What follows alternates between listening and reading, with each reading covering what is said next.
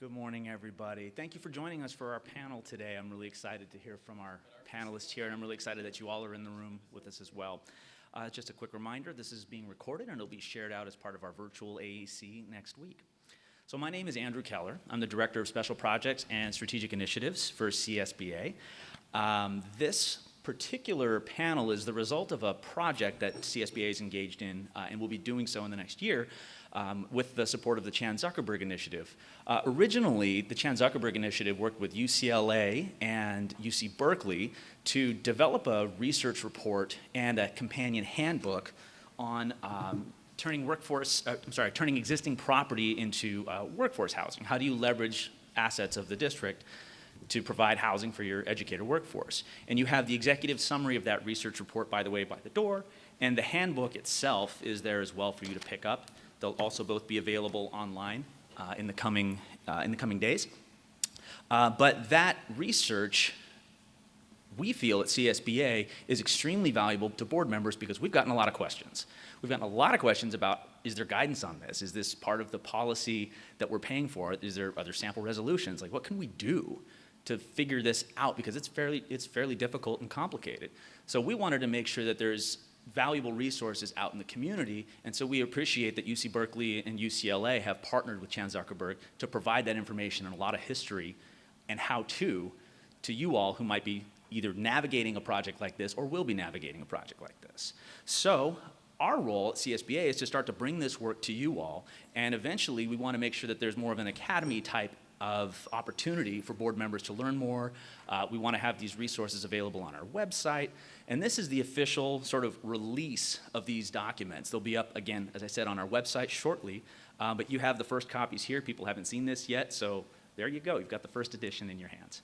So with that, I'm going to go ahead and turn it over to Ruby Bellaria-Schifrin. So I'm going to go ahead and make sure we've got our names up here so you know who our panel is. So Ruby Bellaria-Schifrin is from Chan Zuckerberg. She is the Director of Housing Affordability. She'll be moderating our panel today. And our panelists, who I'm incredibly thankful for joining us today, because you all have a lot going on, and we really appreciate you joining me today.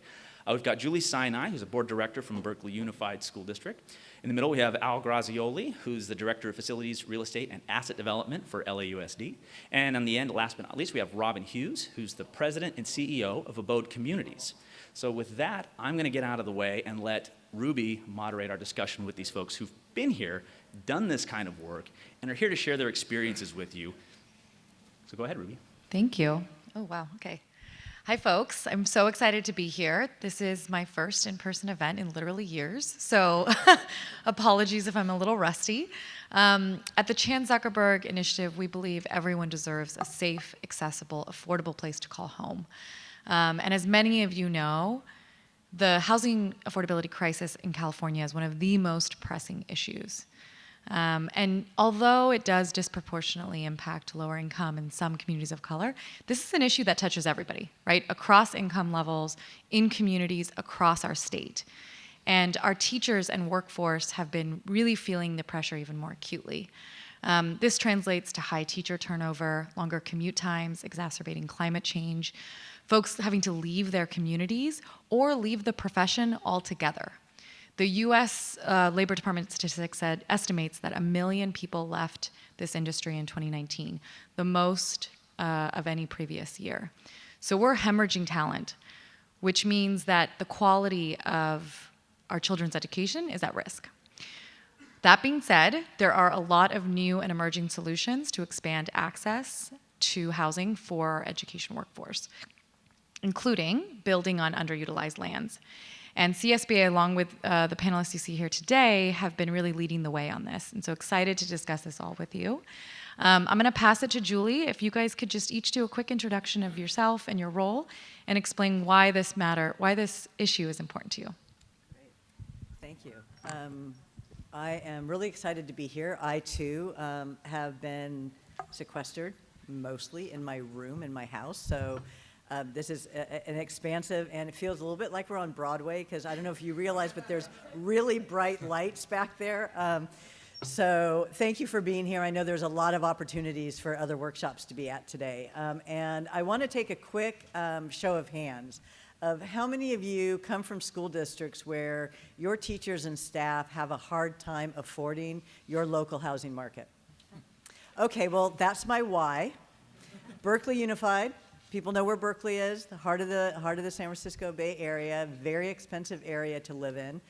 In order for us to recruit new teachers, retain our teachers, recruit our staff, keep our staff in a local area where they're not commuting an hour and a half each way, let alone round trip, we really need to look at housing. We have gone through, teacher and union negotiations every couple of years. It doesn't matter how much we increase people's salary, they still can't afford housing in Berkeley or in the Bay Area, in all honesty. So you combine that dynamic with, we have some available land. Highly unusual in the city of Berkeley, which is landlocked, right? So we've got some parking lots, we've got some underutilized space, and we're like, what can we do to bring that picture together with our housing affordability crisis together and come up with some solutions for our teachers and our staff that are so valuable and critical to the health of our children and our families and our education system. So that's really the why, and I think the reason you're here is we share that why, and we've got some opportunities to solve it. You're up, Al. I'm up. So, I don't know, is this one working? Because the light's not on. It's working? Good. So my name is Al Grazioli, and again, I'm delighted to be here to share our experiences with you. Can you speak up? We can't hear you. I didn't, yeah, see, it's not on. Here. Oh, get closer? Is that better? Now I feel like Michael Bublé on stage. Hello. No, I'm really delighted to have the opportunity to share some of our experiences with you. From our standpoint, much like any large employer in any major urban environment and even in suburban environments these days, the cost of housing is just a huge burden on the folks that we employ. And, the LA basin is a large area, but it's still a very, very expensive place to live. And we feel that it's incumbent upon us to try and do something to help our employees find more affordable housing. We have, as was just said, it's very important because we have people that drive, not to try and one-up anybody, but we have people that drive 2.5 hours one way to come to work. And, that's 5 hours round trip in a car. Or even on train. It doesn't really matter. That's 5 hours out of your day that you're not spending with your children. It's 5 hours out of your day that you're not spending, with your family. And it's just a long way to go. So we've got to figure out a way to do that. And one of the things that, just to kind of put it in perspective, is that the starting teacher, and by the way, we're focusing on both for folks at all ends of the economic spectrum at LAUSD in terms of employees. But if you just use teachers as an example, a starting teacher at LAUSD gets paid around $51,000 a year. If you apply a 30% affordability metric to that, that means that a starting teacher in LA should be paying $1,200 a month for their apartment. There aren't any $1,200 a month apartments in LA. They are priced out of 98% of the market. So what are we going to do? Because the other issue is that as teachers retire, and that teachers are getting older, and more of them are retiring, it's an older generation of folks that are in our profession. As they retire, as they don't enter the profession, or as they leave to go to other states, right now LAUSD is trying to hire 1,100 new teachers a year. Not just this year, for the next few years, 1,100 teachers a year. So if the affordability index is $1,200 a month, and I have 1,100 teachers a year I'm trying to hire, where am I going to be able to find those people who are going to be interested in filling those roles in our communities? And if they're not able to live close to where they work, then they're not even really invested in the community in which they're teaching. And that's also such an important characteristic for a successful educational program. And the one thing I will leave you with, though, is why is this so important for us? We're not Tesla. I can't pick up and move our entire school district to Austin, Texas, because the affordability index is better, and because the cost of living is better, and because gas doesn't cost as much, and we can't do that. We're stuck, and we're stuck, thankfully, here, because that's where our business is, and this is where our families are. But So we have to find a solution because we don't have the same type of options as the private sector does when it comes to affordability and being able to move places to make things better for their employees and for their bottom line. So good morning. Again, my name is Robin Hughes, and I'm the president of Abode Communities. And like most of you, Ruby and has said, this is my first in-person event. And as I walked into the convention, I actually sent a text to my assistant to say, this is a familiar but very strange experience to be out in the world again. I do want to just describe Abode Communities a little bit because I think of the folks sitting here on the panel, I work in the nonprofit affordability sector, so why are we building housing on land for school district employees? So Abode Communities, we are a nonprofit organization developer, so we're architects, developer, property management, and service organization. And we've been around for 54 years, but doing affordable housing development for the past 30 or so years. And our why begins with what Ruby talked about earlier in terms of just the enormous housing affordability and housing instability crisis that we have throughout the state of California. And we are primarily focused in the city of Los Angeles, but we've expanded to do our work throughout the state of California. So our why in working with school districts have actually evolved over time, and it's really always great because we get to learn more in the work that we do. So I've had the privilege and honor and sort of hard task of being the guinea pig and working with LAUSD on the first project, which predated Al. And then we're also doing a project with Berkeley Unified School District, so it's really nice to have both of you on this panel. And our why actually started because of where LAUSD was at the time, 20 years ago, doing pretty significant school expansion, and I'm sure some of your districts are familiar with that, and this opportunity to find land that's affordable adjacent to schools in the district, and it resulted in taking out some affordable housing in neighborhoods where there was overcrowded schools with year-round school schedules and things like that.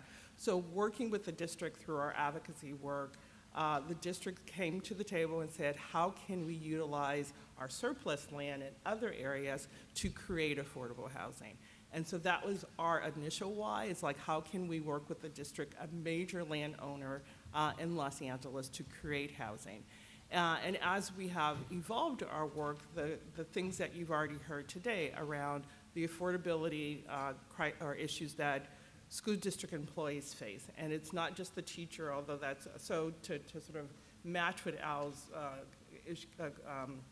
description of what a teacher can afford to pay in LA County, the average two-bedroom apartment in LA County is probably $2,800 right now. So that discrepancy between what teachers make and what the housing market rate apartment would be in LA.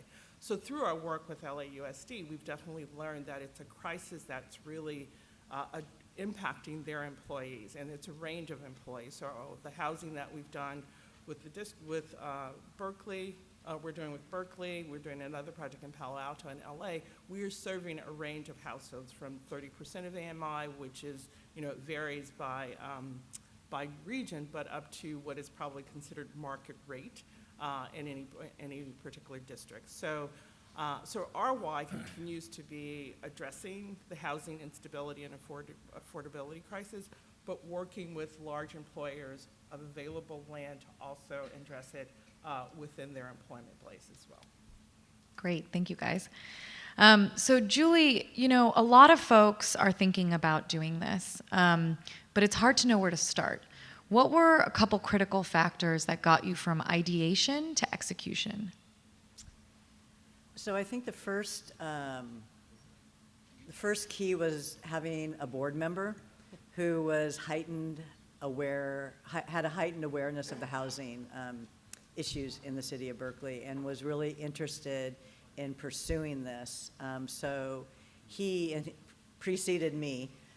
He began to work with our labor partners to identify whether this is an issue, whether our teachers and our staff would be even interested in workforce housing, because there's a lot of assumptions that, people want affordable housing, but they don't want to live next to to their colleagues, and, would they even want it? And so we actually partnered with the Center for City and Schools at UC Berkeley to do a survey, a very kind of low-key survey of our teachers and staff to see what were the issues that they were facing with housing affordability and whether or not they'd be interested and how much they're paying. And so it was kind of a quick and dirty survey. It came back overwhelmingly interested in below market rate rental housing in Berkeley for teachers and staff.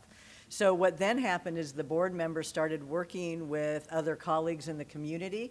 There began to be a community-based organization that surfaced in downtown Berkeley that was really interested in all of workforce housing for municipal workers. And so there ended up being kind of a combination of confluence of forces, because Berkeley's been dealing with the housing, instability on many levels for a number of years now, and also dealing with a lot of NIMBYism for a lot of years, of community folks coming together and saying, we need our city workers and we need our school district folks to be able to live in our community.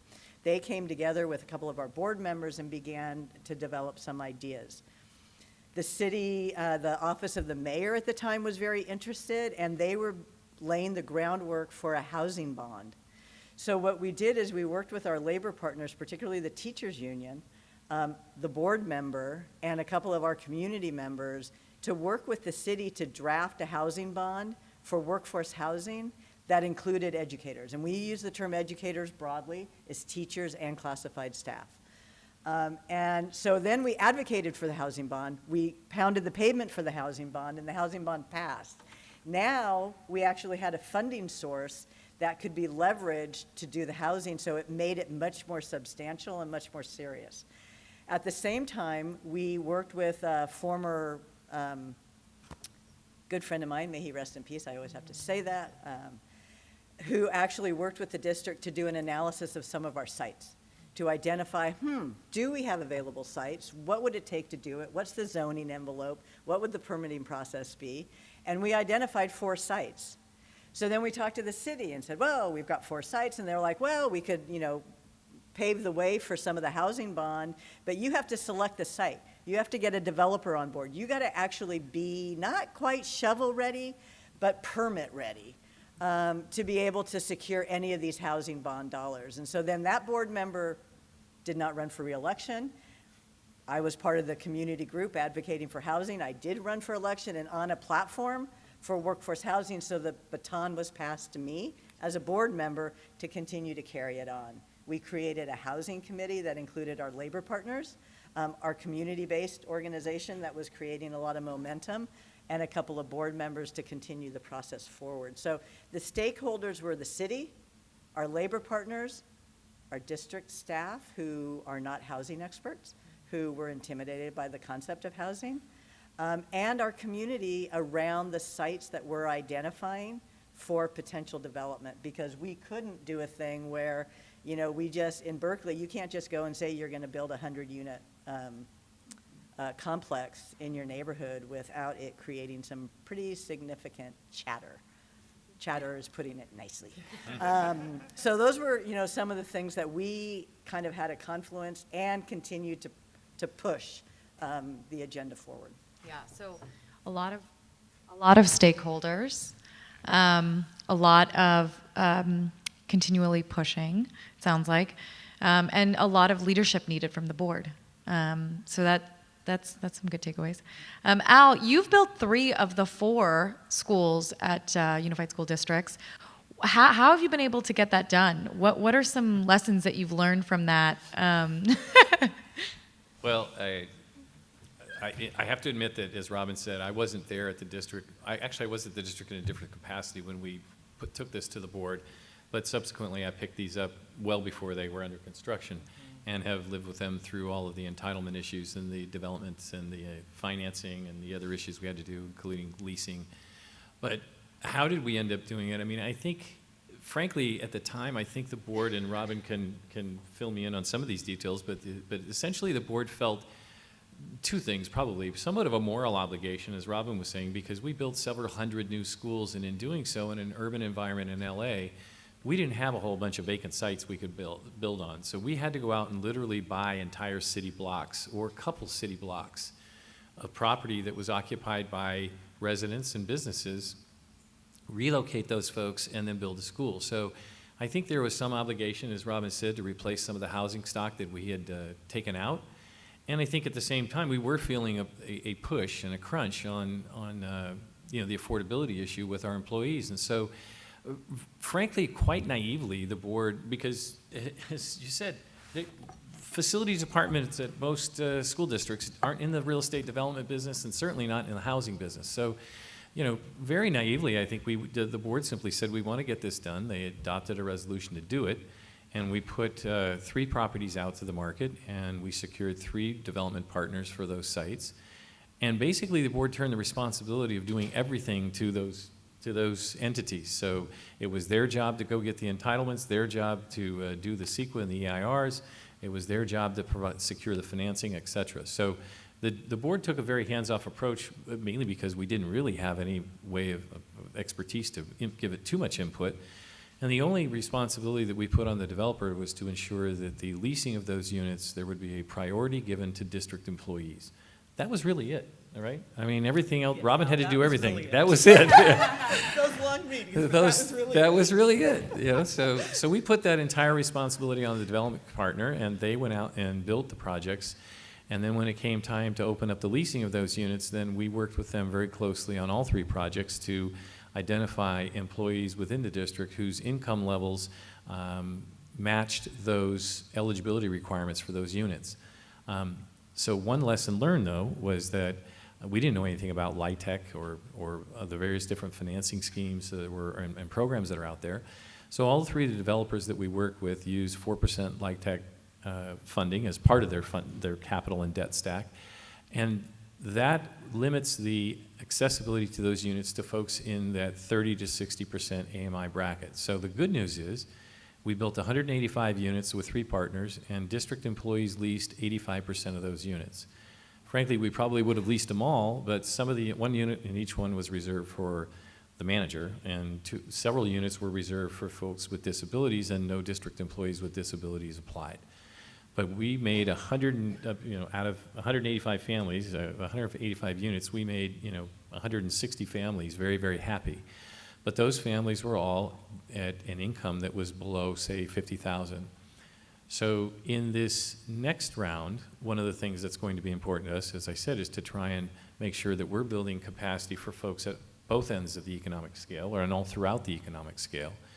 And also, the other thing that happened is that because they used low-income housing tax credits, and those projects have to comply with federal fair housing laws, there was an issue with the preference that we gave to district employees. Now, we managed to get through that, but the issue we have right now is that we took our land and contributed for very little money, and it's just fine because it was a mission-driven purpose. We weren't in this to make money. But what happened is that although we occupied 85% of those units when they were finished, today all of those projects are 100% leased, but we only occupy 59% of those units. And it's not because people moved out. If they moved out, we have a long, long waiting list at all 3 sites of district employees ready to take their place. It's down to 59% because they stopped working for the district. And now we can't ask them to leave. Not that we're trying to throw people out on the street, but I mean, that's the challenge, is that now with no disrespect or knock on public housing, which is also very important and much needed in our communities, but we're a school district building for our employees. We're not building public housing. So one of our lessons learned, and one of the things that we want to achieve going forward, is to ensure that we have financing, or hopefully have financing that will allow us to be able to control the tenancy of those units, to be able to prioritize those units for district employees, and not be in a position where we just end up building housing that eventually is occupied by the public but not occupied by our employees. So those are a couple of the lessons that we learned in that process. And we do have, by the way, some ideas and some things that we're looking at that would put us in a position to be able to control the tenancy. Some of them would be things like maybe master leasing the space as the school district, and then simply subleasing in a sense to district employees. We could do that. But the other lesson learned, and I know we'll talk about this in a second, is this takes a long time. And that's the challenge. Our families and our employees need houses now. They don't need them 10 years from now. And that's part of the other thing that we learned is that if you simply take ground-up development and make that your only alternative, that's fine, but just realize that it'll be 5 to 7 years before that project is ready to open its first door. And so sustainability was a term that was mentioned when we were talking earlier. You know, how do you sustain that program when it takes a long time to get financing, it takes a long time to get built? And so those are some of the things that we've learned, and I'm sure there's more that we can talk about, but I'll turn it over to Robin. Yeah, that's great. I think one thing that I heard, I mean, there was many things that you said, but one thing that really stood out to me was figure out who you want to build for and make sure that your financing matches. Exactly. Because money, especially government money, has strings attached. And so understanding what those strings are is part of this learning journey. And Robin, and just to let you guys know, we are going to save 10 minutes at the end for Q&A from the audience too. But Robin, I would love to actually turn it to you as an affordable housing developer. This is what you do. This is your bread and butter. What is the difference between kind of your more traditional affordable housing projects and projects that are built on school lands? What are some of the unique challenges and opportunities? So one of the things that I want to echo about what Al said, so in terms of the district's role and really saying, this is what we care about, this is where we're going to hold our responsibilities and sort of handing it over to us, the developers, to do the work, absolutely. But in practice, the district was a really strong partner along the way. So when we had hiccups, challenges, either with entitlements or we even, our local redevelopment agency who was putting a bunch of money in had a different approach to preferences. So the district was a really important partner for us throughout the entire process. So Al did not sit back. He's very much engaged. So one of the things I want to start with is the nomenclature that we're talking about, which is affordable housing versus workforce housing. So in our industry, we talk about the work that we do as affordable housing. And when most people hear that word, affordable housing, I asked you to close your eyes and think about, what comes to mind when you think about affordable housing. Most audience would envision public housing and, extremely low income people living in housing that was built in the 1950s, intended to be temporary housing, and the physical conditions, are pretty terrible. Affordable housing in the work that we do, physically, if you look at it, it looks like any housing on the block, and sometimes it's the best housing on the block. So visually, it doesn't look any different from market rate housing. It's really about two things. Why is it affordable? How do we make it affordable? And then who does live there, because it makes a difference. And we are often concerned about the fact that when you talk about workforce housing compared to affordable housing, most of the residents who live in our affordable housing are working. They are working families, working minimum wage jobs where they need affordable housing. So, so that is an important thing to consider. So it's affordable because the folks that live in our affordable housing, and Al mentioned this earlier, we are targeting our rents to be 30% of their income. So it's about the income the rent level that we're charging to make it affordable to the folks that we're serving. And we do that by bringing public resources and public financing, and we'll talk about that later on, to ensure that we can charge those very low rents. So we are restricted to who we can serve based upon their income level. And I'm sorry I didn't bring a nice little chart that tells you what 30% of AMI is versus 120% of AMI and those types of things. But it's really what folks can afford at certain income levels. So, but we then also use this terminology, workforce housing. And I think when that nomenclature first came out, it was intended to focus on, home ownership for people that were making moderate income or higher, and I'm going to do quotes again, and that we're working in the workforce. So that is one way of thinking about it. But it's also, I think, as district board members, superintendents, it's also providing housing for your workforce. And that workforce, again, may have income levels across the band of affordability as well.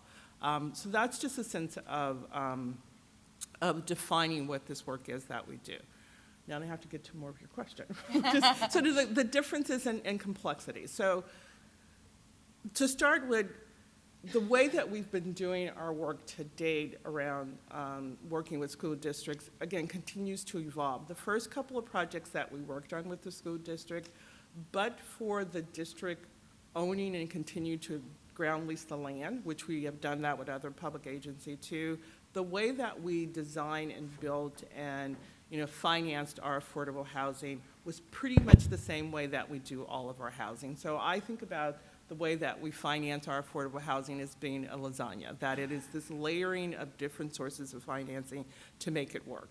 And that includes private money, public money, tax credit, all of those complex things. And through those funding sources, while we were able to serve the employees, the district employees, there were sort of limitations associated with that. So we still had to go through all the entitlement process that we do on our traditional affordable housing projects. Community engagement, which I hope we'll talk about more up here, was a critical part of the work that the school district did before we got involved in all of the projects that we're working on, but it's something that we had to continue to get involved with because NIMBYism is real throughout the process.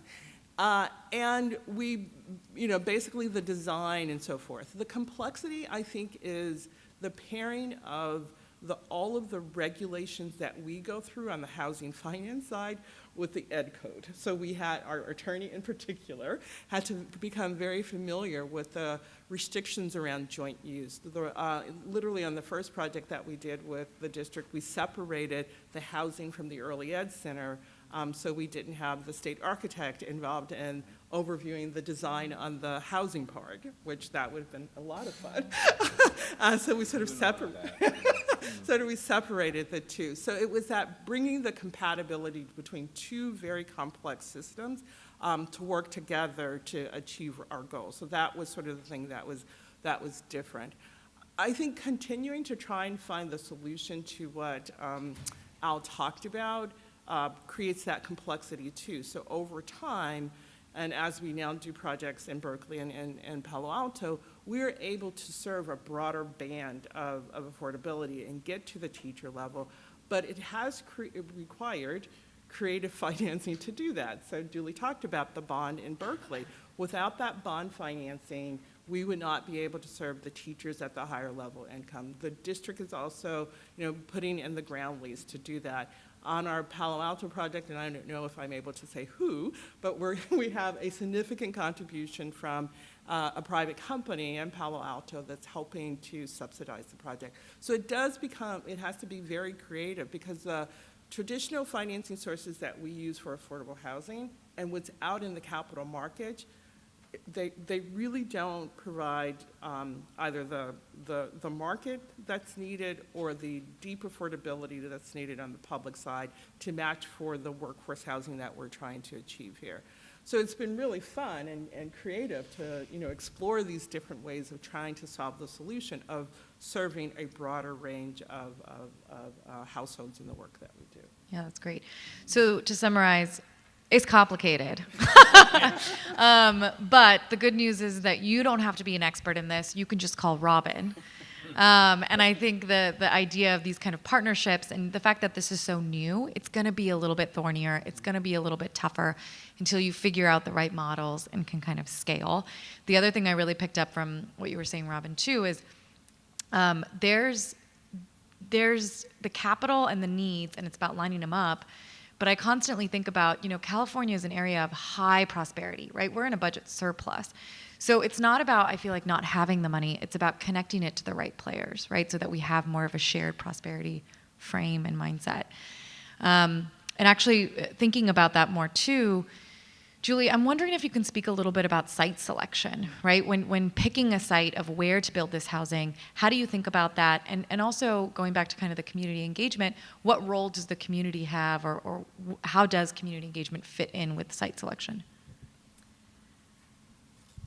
So we are pretty limited in the number of sites. I mean, we have, again, Berkeley is pretty small geographically, and our schools are not on big footprints. And our schools are mostly embedded in neighborhoods. We have a few that are on major thoroughfares, and so we actually kind of oriented our look at that. We had, at the time, a charter school that was moving out, that there was a large playground area and right on University Avenue, so we thought the playground area, which has been underutilized for decades, could be a great place for multi-unit housing, also on a major thoroughfare. Our adult school has a huge parking lot right on San Pablo, which is also considered a California state highway, and has a high zoning envelope because it's it's an artery, it's a main artery. So parking or housing? Well, depends on who you talk to. And then, we had a couple of other sites that were, potentials, but when we looked at them, we would have to demolish a building that isn't a school. It was our maintenance yard and our offices, but the demolition would create major remediation. So actually, the cost of demolishing would be more expensive in some cases than building. And because of the cleanup that would have to happen. And so we looked at that. It's prime property for residential because it is right in a neighborhood and on an artery. But we realized that we don't really have the resources to prepare the property and get the financing, not only to build it, but to do all the demolition and the preparation. So it's like, it's still on the list of potential, but not the first one. So what I've tried to argue from a board perspective is that we've got 4 sites. We narrowed to 2 to start with. And I wasn't taking the other 2 off the table for the future. Because we may say this project is so successful that we're ready after we do this one, we're ready to go for the next one. So we worked really hard to make sure that the language we used was not we're picking this one and only this one, but we're picking this one for the first project. Also, we looked at the envelope of how many units we could get. The city was very interested. The city, when I say the city, I mean city council members and our housing commission, to get the maximum number of units that we could get. Obviously, our employees were also interested in getting the maximum number of units that we could get. So the zoning envelope was also something that we looked at in which property could accommodate the greatest number. And when we looked at the 2 sites we narrowed, one site could accommodate more units than the other on a major transportation. So we opted to go for that one. We had to do a feasibility study of both sites to identify that so that the board could feel solid in their decision to select one of the sites. And it wasn't just kind of anecdotal that, we want to replace the parking with housing, which is what we ended up deciding that we were going to do it at the adult school. We did have discussions with some of the immediate neighbors. We have trust issues with our immediate neighbors because, we moved the adult school there about 10 years ago and communication wasn't really good. So they already aren't really thrilled with us. So their question when we come and say we're going to do housing, they don't trust that what we say we're going to do is what we're going to do, but that we're actually going to take advantage and build much more than, we ever said we were going to. So we're having to build trust with the local neighborhood.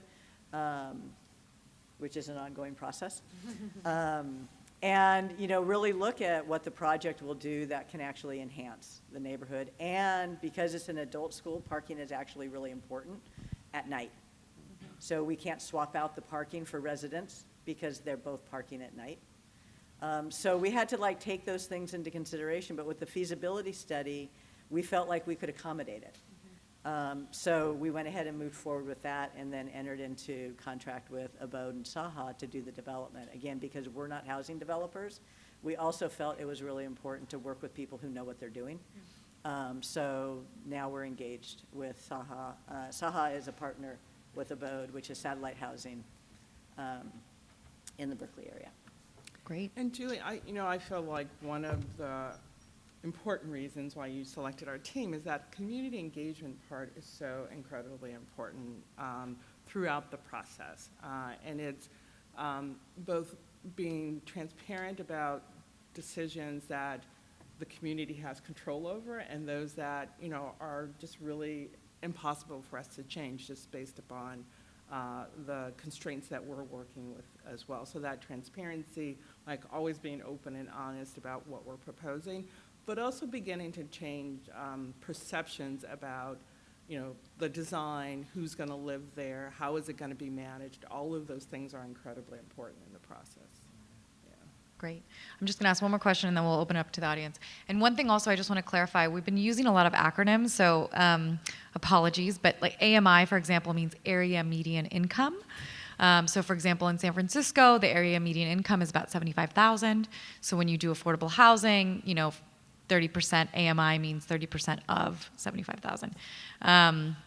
Which that's a really high AMI, by the way. So one last question, Al, I wanted to ask you, as we're talking about partners and Abode, talking about how they lead with trust, how do you select partners? How do you know who to reach out to? Who do you partner with? Well, great question, because again, most school districts aren't in this business on a day-to-day basis, obviously. I'm about as close as I can get. There we go, now it's back. So I think, I'll give you an example. We are in the process right now of looking to retain a consultant to do a study of our employees to determine what is our demand for space. So I need to know, Robin and I have had this conversation. In the general community, the affordable housing developers will tell you, if you build it, they will come. There's that much of a demand. But we're not building it for everybody. We're only building it for district employees. So I need to know how many district employees who are willing to come, where do they want to be, how many units, are they 1 bedroom, 3 bedroom, and what type of income levels am I building for? So we're going to reach out and put out a notice of intent to retain a consultant to do that employee survey for us. We don't have a list of those people sitting in our pocket, and so basically we have to reach out and talk to folks like Robin and Julie and others and just say, who have you used? And we search online and we talk to the people who've done the work until we find what we believe is a good enough grouping of people who have that experience, and then we put out an RFP or a notice of intent for those services. Great. So with that, if we have any questions from the audience, let's go with that guy right there. Two questions. On the first development where you got employees who retired and then stayed on, can you embed that into the original lease that you signed? Or if you are no longer an employee, there's some kind of separation, you have to move out? Well, these folks didn't necessarily retire, they just stopped working for the district. But even if they retired, you know, when they separated, can we embed that into the lease somehow? Not in the financing plan that those projects were developed under. But what our plan would be going forward is to try and, you know, create situations where we have that flexibility. Now, that flexibility could be, if you stop working for the district, when you signed your lease, you understood that you have, pick a number, 3 months. We don't have this plan yet, but we're throwing ideas out because frankly, it's not been done. So one idea would be to say, when you sign your lease, you understand if you stop working for the district, you have 3 months to move out. That's one way of doing it, but you know, that's going to be difficult for board members because it means throwing somebody out on the street if they didn't otherwise want to go. Another is to simply say that we create a situation where it says that your rent now goes to market if you stop working for the district. Because market rate rents, those will turn over every year and a half or so. Most people, when they get into an affordable unit, they don't leave. You know, so it becomes very difficult to ask them to leave, even if they're, you know, as you know, Robin can tell you, there are requirements that you have to meet every year, and you have to turn in paperwork. And at a certain point, if you made too much money, you would have to leave. But I mean, that's a long way down the road for most of these units. So we're looking at all those different options of ways to try and figure out how we can control that tenancy and provide more opportunities for our employees. I think moving to market is probably the best, but again, you have to have a financing package. Again, to what Julie said, these things have strings. These financing programs have strings, and so sometimes you have to agree that those units will remain affordable for 40 years. So you wouldn't have the ability to convert somebody to market if you were under that type of financing plan. So again, you have to really understand and marry the financing packages that are available and the strings that are associated with them and the requirements with what you're trying to accomplish. So can I just piggyback on that a little bit? It's another reason why partnerships are important. Your labor partners in helping to develop how those selection and those leases are developed, as well as your city, different cities have different rent control or tenant control policies, so you also need to be able to partner with your local jurisdiction to make sure you're abiding by their regulations as well. I- Follow-up question on financing. Have you looked at the programs that rent payback is paid from rents generated, or bond payments? The question is bond payments repaid by rents. Well, we're not doing that yet, but I would like to, one of the things that we've looked at is can we get involved using, say, tax-exempt bonds that don't come from the federal government in terms of LIHTC, Right. don't have those strings, but can I find a combination of my land value, the cost of construction, and the tax-exempt bond financing, for instance, where perhaps we could actually build something that doesn't cost $550,000 a unit, but costs $350,000 a unit, and now we can actually use, the rents will cover the debt service, and we don't need to worry about some of those other conditions. We're looking at that as well. Back Yeah, to that- Robin's I was gonna say lasagna. That may be, I don't know what the school district power is to issue bonds, but that might be a way of looking at it. I do want to do a little bit of clarification around the situation about tenancy, because what's driving it for us as a private owner, and it is less about the financing, but more about fair housing. So from a fair housing perspective, we cannot terminate someone's tenancy because they changed their job. So if these are being held by private companies, and we're a private company, we'll still do them in a limited partnership. Even if we were financing this in the private market, we would still have that constraint.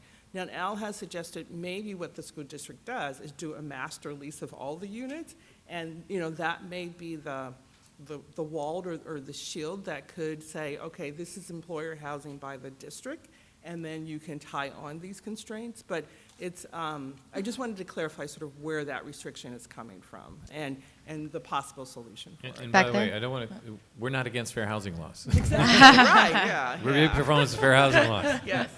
Don't let anybody go home and say that I said that we don't want to throw people on the street. Just kidding. Town of Menlo Park, when a certain employer moved in about 10 years ago, it measurably drove up the cost of housing affordability or salient for it. And for that reason, I'm very glad to see Chan Zuckerberg working on this. Two questions I have. One probably to Julie, which is, what are the trade-offs in working with the city as opposed to the school district doing it on its own? What are the trade-offs between working with the city versus the school district doing it on its own? So the city, Berkeley has some significant bonds for our school district buildings, our own construction. And the idea of going out for a bond strictly for educator housing was not a viability for us, because we were about to renew our construction bond.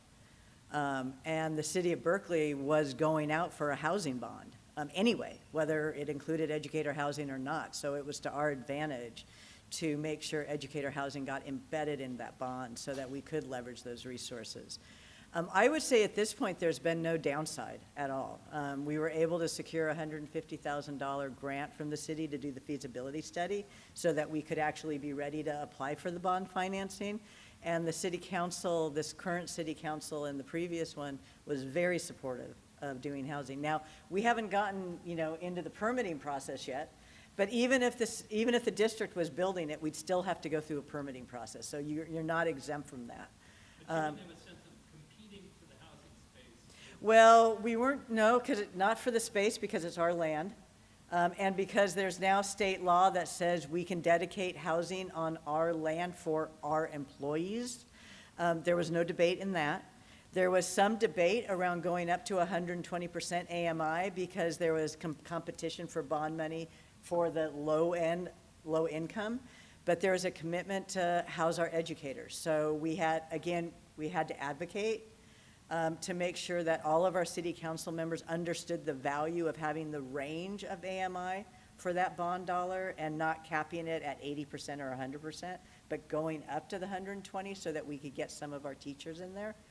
But again, it's been a very positive relationship, and Abode just submitted the application for the bond funding. We also, as part of our advocacy, got them to forward fund a commitment of $24.5 million to go toward our project. So as soon as we got them to agree to forward fund it, it removed the competition, which was huge, because if we hadn't have done that, we would, I don't know how many of you are in the Bay Area and deal with BART, but there's 2 huge developments going on in process in Berkeley around BART parking. We would have been in the pot to compete with that, and we probably wouldn't have secured the funds.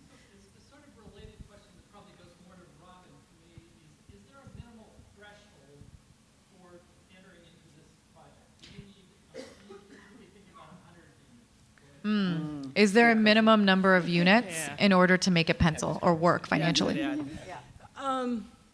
So large is good in this case, but I think, I appreciate Julie's comment about the discussion that Berkeley School District had, because they landed at a right sweet spot, which is somewhere around 100, 125 units. I think makes both the economics of ultimately managing the property and owning the property makes sense, but just the cost and process of going through the development process, you get some economies of scale in your construction costs and building costs when it's at that scale as well. And, what we build in Berkeley might be very different from what we build in a different suburban community. So you might need more land, but the hope is to get enough units on the site to make it economically viable. Because again, it's not just the economics of it, we're trying to address a crisis in affordability and retention of employees, and you want to do that on a large scale. Yeah. And the district isn't putting any cash in. I mean, the district's putting the land in. So that was the other thing around making sure we're not subsidizing it with any of our district funds. Yeah. Which actually, Robin, can you explain, land cost is usually 20%, and what the breakout is? So what the district brings in terms of land is really important. We have also responded to requests for proposal where the priority for the district was not the public benefit that we are receiving have received and are receiving on the projects that we're working with. And that contribution of the land, and I'll talk about how it works, is critically important for us to be able to. It basically subsidizes the rents in many ways to get the rents down so that we're able to charge rents that are affordable to the district employees. So, on a typical, if we were to go out and buy a piece of property in Berkeley, it would probably cost us, $75,000 to $100,000 a unit to actually go out and buy something like that in Berkeley. And then we would have to charge market rent. We'd have to build enough units and charge market rents in order to make the economics of that work. So by the school district prioritizing their donation of land allows our projects to be feasible.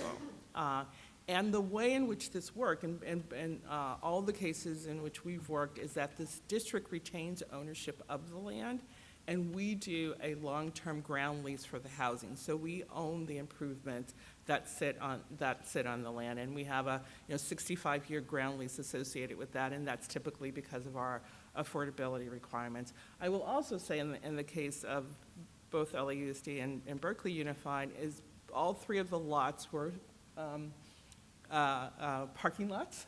And in the case of the one in Hollywood with LAUSD, it was a revenue generator for the local school too, because they were using it for parking for the commercial uses in Hollywood. So in both those cases, we did rebuild the parking structure, and it's available to the school district and after hours if needed. But that land contribution is really, really critical. Yeah, great. Up here? Going back to the retention issue, clearly even with providing housing, it's still difficult moving forward with staff. So is there a study that's going to be conducted on the 26% of folks that were retained, that were given housing and are still there? Oh, so the question is around, does housing actually help with teacher retention? Well, if there's going to be a study on the 26% of folks that LAUSD. Got it. A study on the 26% of folks housed by LAUSD. Well, the answer to your question simply is no, not right now. But I think that is part of what we're going to try and figure out going forward. Not only what happened with the folks that are no longer in those spaces. Did they just simply stop working, period, or did they stop working and go to work for another company? But the other thing is to find out what's the impact is there a disincentive to people to come to work for us because they can't find housing in LA? We have anecdotal evidence about that, but one of the things we haven't had a chance to talk about yet, but I would encourage everybody, is that data is very important.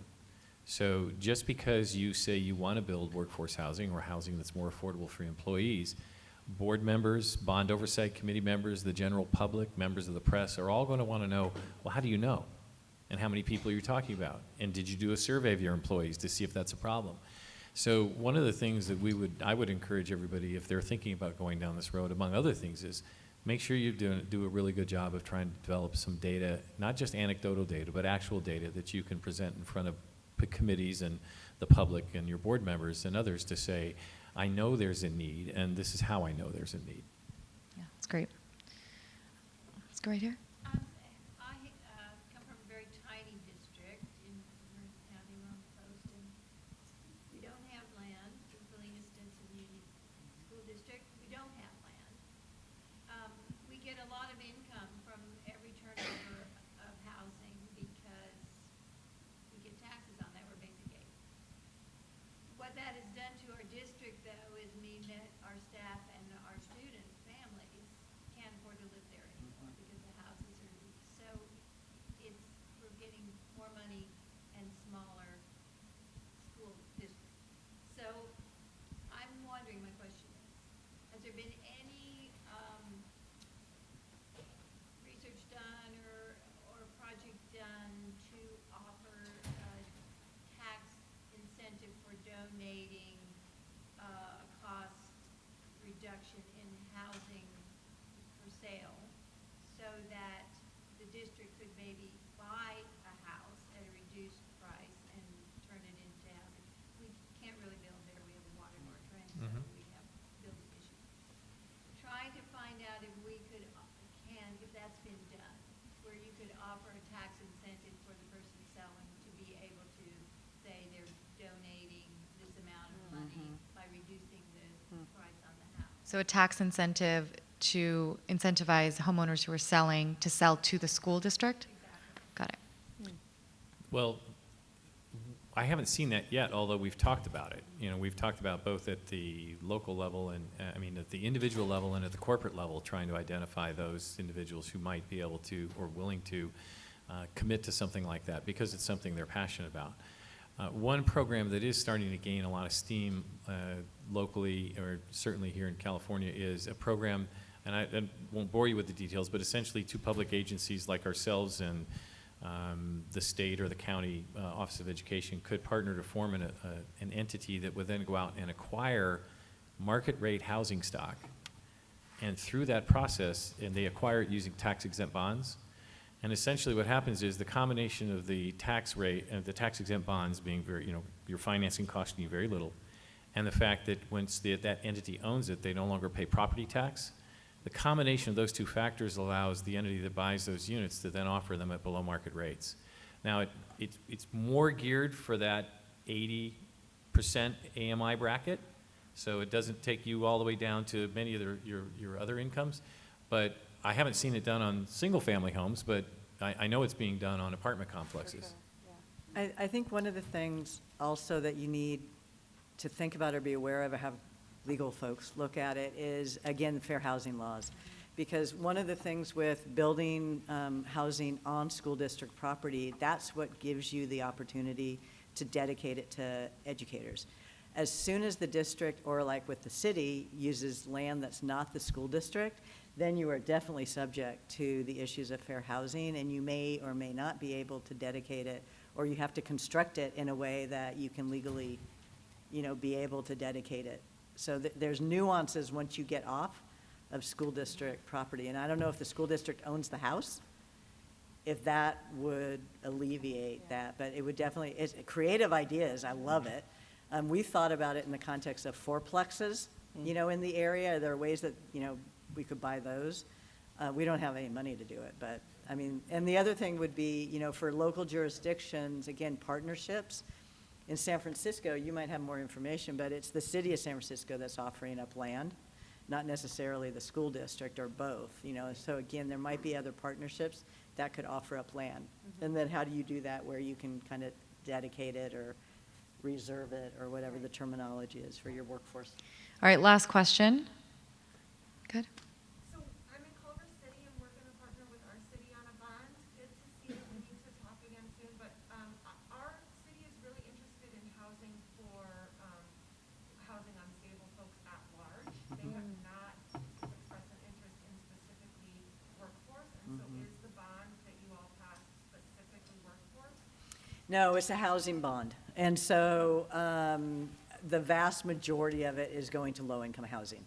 But it also allows for workforce housing. So that it's the way it was written, that it allows for workforce housing. And so I think the workforce housing will probably be the school district, and then there will be some workforce incorporated into the BART developments. All of the first tranche, I think, went to low-income housing. The difference in the bond is the AMI range. If the AMI range says to low or below, very low, then you're really dedicating it to, your low income. If you, in the bond, allow for a broader range, then it allows for moderate income or a little bit more income. Yeah. And for the advisory, right? So you have that 2/3 because you restrict is correct? It's 2/3 because it's a revenue raising measure. So in the state Actually, I of think- California. For bonds? Yeah. Uh-huh. Yeah. For the- Most of the time. There are For the some that are city 50 bond? plus 1. I think the city bond was 50 plus 1. It's not a school district bond. Oh, it's not a school It's district. not a school district bond, it's the city Yeah. of Berkeley. So Pardon? here we go. Parcel tax is 2/3. The bond is at 50% plus 1. Yeah. Which that's another strategic decision too, right? Is how you think about that revenue raising measure in terms of what the voter threshold is. So that's great. So thank you guys so much. I'm going to pass back to Andrew to close this up. Great, thank you, Ruby, and thank you to Julie, Al, and Robin. This is super rich, and in particular, to have your expertise up here for folks is just critical, and it's a rare opportunity. So again, thank you, and I think you heard that everyone's very appreciative here. A couple things to just highlight for you folks. There's a lot of future work coming up with CSBA in the next year, thanks to some funding from Chan Zuckerberg. You'll have an opportunity, if you're interested, to be part of an accelerated hands-on workshop on this subject with some technical assistance, whether you're starting a project or you're in the middle of a project and you're hung up on something. That's going to be something we're targeting for spring of 2022 through January, like an accelerated hands-on with some technical providers, folks like Robin and other agencies. Part of that work is going to also involve gathering best practices and creating a statewide resource library that CSBA will host and make available to folks, and we're going to cultivate content from as many folks as we can. We're also going to be looking to opportunities for future research on some of the things that we've heard about today, actually, in what's the impact of this work, what other opportunities are there for small school districts that we've heard. We'd love to explore some policy-making opportunities regarding financing, zoning. This is kind of the beginning of CSBA getting involved in a lot of this. We'll see what the future holds, but immediately we do have this opportunity coming up. Additionally, tomorrow there's another panel at 9 a.m. With folks from Lozano Smith, DCG Strategies, to talk about more about this work. So I encourage you all to attend those. Our goal here at CSBA is to just funnel as much information as we can and get it out to you all, because there's a lot of people that can provide you information. So please do attend those sessions. Stay tuned. The research report is on the executive summary is on the table. The handbook is on the table. We'll be sending out an e-blast with the digital versions of those in the next day or two. And with that, again, I want to thank our panelists for just a really rich session. Thank you all, and enjoy the rest of the conference.